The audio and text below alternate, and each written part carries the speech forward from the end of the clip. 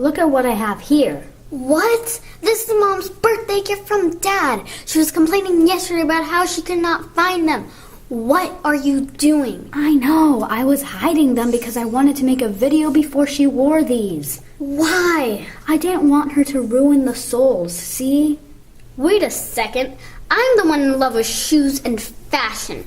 These are French shoes, but they're made in Italy. I didn't know that. True masterpieces. That's out of topic. Seriously? You started today holding these awesome shoes and I'm the one out of topic? What's the connection with Italian food and traditions now? This was my visual way to show what an icon is. I know the icons on the screen of my tablet. What does that have to do with shoes? By icon, I mean a thing regarded as a symbol of a belief, community, nation, or cultural movement. In this case, red soles are icons of a fashion designer, but also of luxury and dream shoes. Yes, dream shoes. Unless you have a recipe for these, I still don't see the connection with anything that has to do with food or traditions. What is the icon of Italian cuisine? Something that is considered the symbol of Italy all over the world. Pastasciutta! Ciao, people!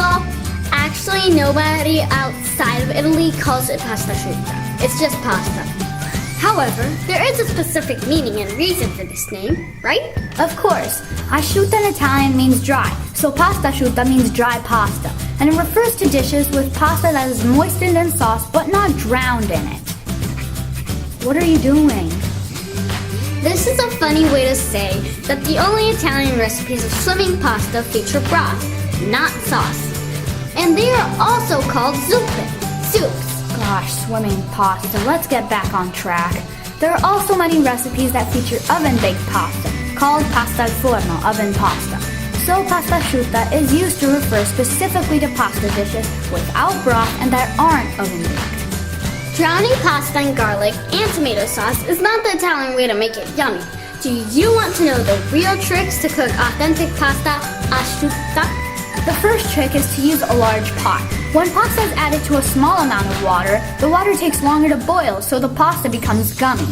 Second trick, do not put the pasta in water until it's boiling and there are big bubbles. I know, it seems like it takes forever for the water to boil, right? A lid will help to speed the process. And please, do not put salt in it until it boils. That was like 3 tricks. So? Whatever. Third trick, add salt to the boiling water. It prevents the pasta from becoming slimy and it adds flavor. How much salt? Well, for a pot like this, start with a tablespoon. The rule is that the water should taste just a little less salty than the sea. Fourth trick, as soon as the salted water boils again, add pasta and stir it. A big wooden spoon is good, but a big salad fork is even better to untangle spaghetti. Stir it often while cooking. The fifth trick is to cook pasta al dente. Look at the cooking time on the package of the pasta you're using and decrease it a couple of minutes. Try it and add 1 minute only if you feel it's not cooked enough in some spots. Dente means tooth, probably because the tooth test is the best way to tell when it's perfect. Remember, it needs to be a little undercooked, as pasta keeps on cooking on its own heat when you drain it. The last step is to add your sauce. And here's the sixth trick. Drain pasta and then throw it immediately in a pan like this. Add the sauce and put it back on the stove. Mix it in with the movements of the pan. It's called spadellare from padella, Italian for pan. This is when magic happens. The starch of pasta will act as glue and make the pasta and sauce marry and live happily ever after. Well, until you eat it. Last note, pasta should be served on a piatto piano, flat plate. Instead, this is called a soup plate in Italy. If the recipe allows it, a layer of grated Parmigiano or Pecorino cheese will be the final touch. Now you know how authentic pastasciutta is supposed to be. You can now cook it yourself, or come and try the difference at Crazy Italians. You never follow my instructions. What was that whole swimming pasta thing? Instructions? You did not mention Mom's shoes in your instructions. By the way, you stole them. I just borrowed them and I wanted to surprise you. How did someone decide to make this red though? I know why.